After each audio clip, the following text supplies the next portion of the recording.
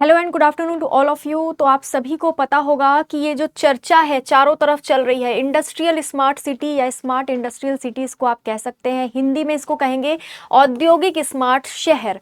यानी कि लगभग 12 ऐसे शहर अब भारत के अलग अलग राज्यों में विकसित किए जाएंगे, जो कि फैक्ट्रीज और इंडस्ट्रीज के लिए बहुत अच्छा होगा, बहुत सुविधाजनक होगा। यानी कि अगर कोई भी प्राइवेट प्लेयर चाहता है कि उस जगह जाकर, जिन जगहों पे ये स्मार्ट सिटीज़ जो है विकसित की जा रही हैं, वहाँ पर जाकर वो फैक्ट्रीज या इंडस्ट्रीज सेटअप करे, तो उनको सारी सुविधाएं मिल जाएंगी। और प्राइवेट प्लेयर्स के साथ साथ जो लोग वहाँ पर काम करने के लिए जाएंगे, आम जनता जो काम की तलाश में जाएगी, उनको भी सारी सुविधाएं, यहाँ रहने के लिए घर वगैरह सब कुछ अच्छी तरीके से देने के लिए सारी सुविधाएं वहाँ दी जाएंगी। ठीक है, यानी कि पानी हो गया, बिजली हो गया, सारी चीज़ों की सुविधा जो है वहाँ प्रोवाइड किया जाएगा।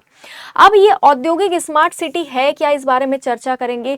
आखिर इस बारे में बात कब उठी थी, कुछ टाइम पहले किस चीज़ को लेकर यहाँ पर जो है हमको सुनने में आया था, जिससे हमने अंदाज़ा लगा लिया था कि कुछ इस तरीके की चीज़ अब भारत में देखने को मिलेगी। और अब फाइनली वो चीज़ आपके सामने आ गई है।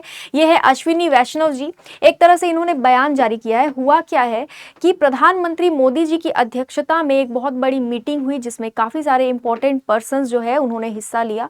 और उस मीटिंग में ये तय कर लिया गया कि अब भारत के 10 अलग अलग राज्यों में, ठीक है, लगभग 10 अलग अलग राज्यों में 12 स्मार्ट सिटीज़ बनाई जाएंगी। लेकिन ये स्मार्ट सिटीज़ जो हम पहले 100 स्मार्ट सिटीज़ के बारे में पढ़ चुके हैं वो नहीं है। ये है औद्योगिक स्मार्ट सिटीज़, यानी कि इंडस्ट्रियल स्मार्ट सिटीज़। इसमें जो है आपका उद्योगों को लेकर काफ़ी सारी बातें होंगी। यानी कि उद्योग सेटअप करने के लिए ज़मीन, बिजली, पानी, हर चीज़, जो भी चीज़ मटेरियल या सामान, जो भी चीज़ें चाहिए वहाँ पर, वो सब कुछ उनको मुहैया कराया जाएगा। अब यहाँ पर देखते हैं क्या क्या लिखा है। रेल मंत्री अश्विनी वैष्णव जी ने कैबिनेट ने राष्ट्रीय औद्योगिक कॉरिडोर डेवलपमेंट प्रोग्राम को मंजूरी दी है, ये बात कही है। ठीक है, इन्होंने ये चीजें बताई है। अब यहाँ पर जो है national industrial corridor development program के तहत ही इन औद्योगिक शहरों को विकसित किया जा रहा है। क्वेश्चन एग्जाम में पूछा जा सकता है कि कितने औद्योगिक शहरों को, यानी कि औद्योगिक स्मार्ट शहरों को मंजूरी मिली है।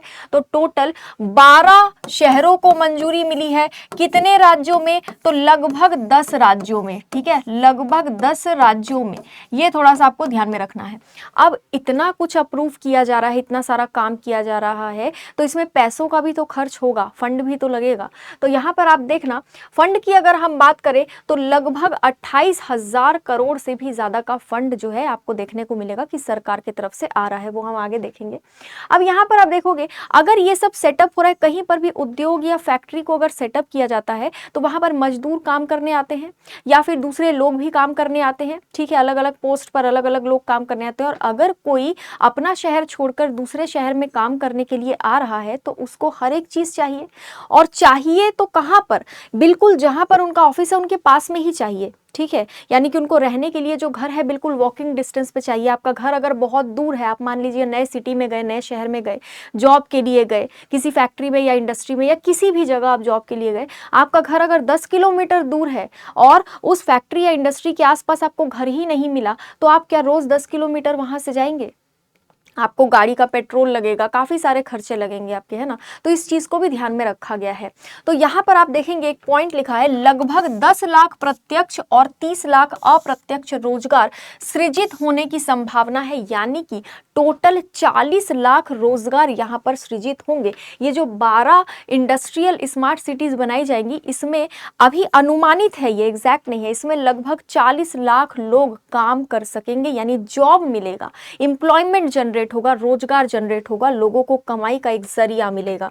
ठीक है, तो यहाँ पर आपको ये चीज ध्यान में रखना है। अब शहरों की अगर हम बात करें, कितने शहरों की बात की जा रही है? 12 शहरों की बात की जा रही है। तो कुछ शहरों की मैं आपको बात बता देती हूँ। आगरा, गया, प्रयागराज, जोधपुर, पाली, जहीराबाद, पटियाला, जमशेदपुर, पलक्कड़, ऐसे 12 शहर जो है वो चुने गए हैं। लेकिन एक पॉइंट यहाँ पर आप नोट कीजिएगा, 12 में से सिर्फ 11 शहरों के ही नाम अभी डिस्क्लोज किए गए हैं, बताए गए हैं। 12वें शहर का नाम अभी नहीं बताया गया है, लेकिन अनुमान ये लगाया जा रहा है कि जम्मू कश्मीर या फिर हरियाणा का वो 12वां शहर होगा। अभी तक 12वें शहर का नाम डिस्क्लोज नहीं हुआ है, तो एग्जाम पॉइंट ऑफ व्यू से ये भी इंपॉर्टेंट है। जब 12वें शहर का नाम डिस्क्लोज किया जाएगा तो उसको हम पढ़ लेंगे, ठीक है। तो यहाँ पर ध्यान रखेंगे, अभी अनुमानित है कि हरियाणा या फिर जम्मू कश्मीर में ये 12वां शहर जो है हो सकता है, ठीक है, हो सकता है, ऐसा लोगों का कहना है। लेकिन अभी सिर्फ 12 शहरों के ही नाम जो है बताए गए, उनमें से कुछ शहरों के नाम मैंने आपको बता दिए। अब शहरों के नाम मैंने बता दिए तो इन 10 राज्यों में से आपको समझ में आ ही गया होगा किन किन राज्यों की बात यहाँ पर हो रही है। उत्तर प्रदेश की बात हो रही है, पंजाब की बात हो रही है ना, अलग अलग जगहों की बात हो रही है, यहाँ पर आप ध्यान में रखिएगा, ठीक है। अच्छा, अब आगे हम देख लेते हैं निवेश के बारे में और कुछ जॉब प्रोफाइल के बारे में और कुछ चीज़ों को देख लेते हैं कि भाई वॉक टू वर्क क्या होता है या फिर यहाँ पर प्लग एंड प्ले क्या होता है, ये भी हम थोड़ा सा समझ लेते हैं। ये दोनों चीज़ें अभी चर्चा में बनी हुई है जब से इसकी घोषणा हुई है। देखिए, अब निवेश जो है वो सरकार की तरफ से भी तो आएगा। मैंने बताया था आपको 28,000 करोड़ से ज्यादा का निवेश सरकार खुद करेगी, ठीक है। तो यहाँ पर औद्योगिक शहर के विकास में 28,602 करोड़ रुपए का निवेश जो है वो होने वाला है, ठीक है। इससे क्या होगा कि यहाँ पर आपको जो मैप दिख रहा है इसमें आपको कॉरिडोर्स दिख रहे हैं, कॉरिडोर्स को जोड़ा गया है। ये जो लाइंस आपको दिख रही है ना अलग अलग कलर्स की, इनसे अलग अलग इंडस्ट्रियल कॉरिडोर्स को जोड़ा गया है।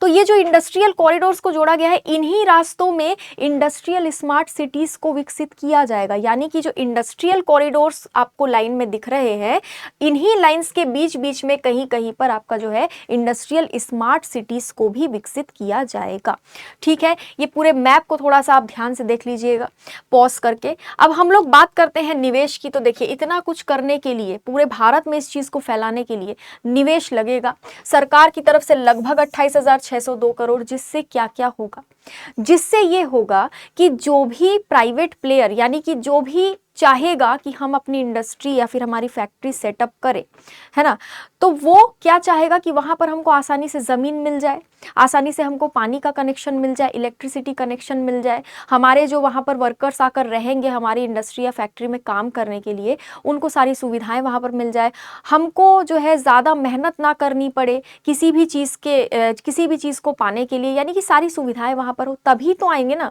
हम भी जब किसी चीज़ को देखते हैं कि यहाँ पर चलो घर खरीद लेते हैं, यहाँ पर जो है प्रॉपर्टी खरीद लेते हैं, तो हम आसपास का एरिया देखते हैं कि वहां पर सारी सुविधाएं है कि नहीं तो हम उस जगह को छोड़ देते हैं कि नहीं भाई यहाँ पे नहीं लेना है, ठीक है। तो वही सारी चीजें प्राइवेट प्लेयर्स भी देखते हैं। जो लोग फैक्ट्री या इंडस्ट्री लगाना चाहते हैं वो लोग भी देखते हैं, चाहे वो राष्ट्रीय स्तर के हो चाहे वो अंतर्राष्ट्रीय स्तर की कंपनीज हो, वो भी अगर भारत में आना चाहती है, यहाँ पर अपना उद्योग या फैक्ट्री सेटअप करना चाहती है, तो वो भी तो देखेगी ना कि भाई सारी सुविधाएं है कि नहीं, तभी तो वो आएंगी। तो इसीलिए सारी सुविधाएं देने के लिए सरकार की तरफ से हजारों करोड़ों रुपए का खर्च जो है यहाँ पर किया जाएगा, ठीक है। अब बात आती है कि ये जो सरकार इतना खर्च कर रही है, तो सरकार भी तो कोई अनुमान लगाई होगी ना कि हम इतना खर्च कर रहे हैं, इसके बदले में हमको कितना मिलने वाला है। तो देखो, यहाँ पर जो है शहरों में यानी कि इन स्मार्ट सिटीज में, इन इंडस्ट्रियल स्मार्ट सिटीज में लगभग 1.5 लाख करोड़ का औद्योगिक निवेश होने वाला है। 1.5 लाख करोड़ का औद्योगिक निवेश होने वाला है, यानी कि जो भी कंपनी आएगी अपना फैक्ट्री या इंडस्ट्री सेटअप करेगी, वो कंपनी के बारे में यहाँ बोला जा रहा है कि लगभग इतनी कंपनीज आएंगी कि इतना निवेश तो हो ही जाएगा। इतनी सारी कंपनीज आ सकती है, ये अनुमानित है, ठीक है। आपको ये भी पता होगा कि अभी चाइना से बहुत सारी कंपनीज जो है भाग रही है ना, कुछ कारण है उसके बारे में भी हम डिस्कस करेंगे कभी, ठीक है। तो चाइना से कुछ कंपनीज दूर भाग रही है, ठीक है। और चाइना से अगर दूर भाग रही है तो चाइना के बिल्कुल नज़दीक है इंडिया, ठीक है, बॉर्डर लगता है, तो बिल्कुल हमारे लिए ये फायदे की बात है, क्योंकि इंडिया, अभी आप देखोगे इंडिया की जो इकोनॉमी है वो बिल्कुल सीधा जा रही है ऊपर, है ना,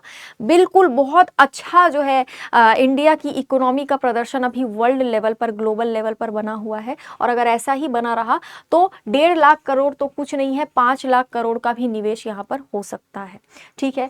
अब जो है इतना सब कुछ होगा तो सुविधाएं क्या क्या मिलेंगी। देखिए, 2 चीजें इंपॉर्टेंट है, एक सुविधा है प्लग एंड प्ले, दूसरी सुविधा है वॉक टू वर्क, ठीक है।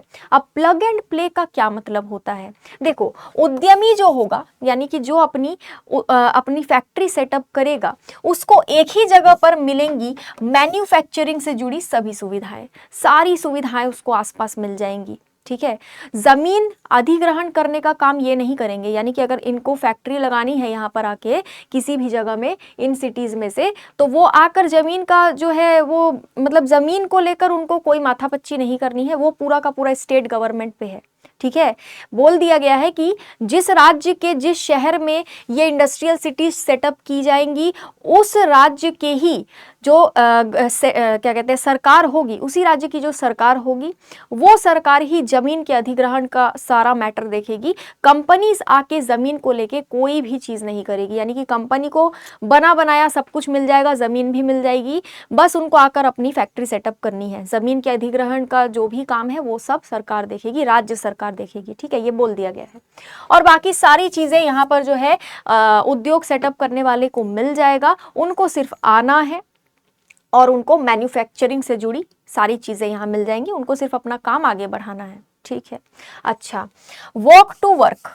वॉक टू वर्क यानी कि श्रमिक जो होंगे, जो लोग यहाँ पर काम करेंगे, श्रमिक, मजदूर या वर्कर कह सकते हो, वो जो है वो पैदल अपने कार्यस्थल तक पहुंच सके, उनको अपने जहां पर वो काम करेंगे, जो मैंने स्टार्टिंग में ही बताया, अपने ऑफिस तक वो पैदल पहुंच सके, इतने डिस्टेंस में उनके लिए घर वगैरह भी बनाने की कोशिश की जाएगी, बिल्डिंग वगैरह भी बनाने की कोशिश की जाएगी। यहाँ पर लिखा हुआ है कि श्रमिक की पैदल अपने कार्यस्थल तक पहुंच संभव होना, इसका मतलब होता है यानी कि मैन्युफैक्चरिंग क्लस्टर के पास रहने की उनकी जो सुविधा है वो दी जाएगी, ताकि उनको बाइक, स्कूटी, कार का झंझट ना पालना पड़े। ठीक है, और निवेशकों के लिए जमीन पहले से तैयार होंगी।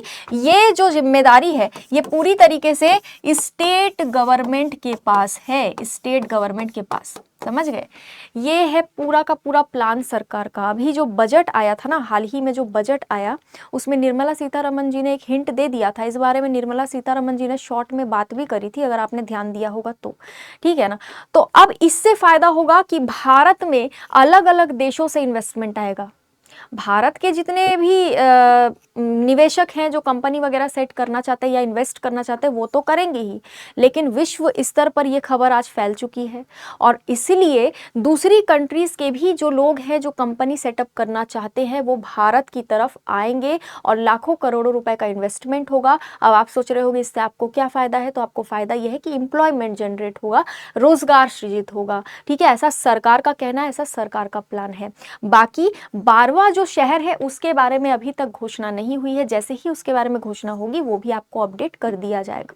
बाकी आज के लिए इतना ही। Thank you so much.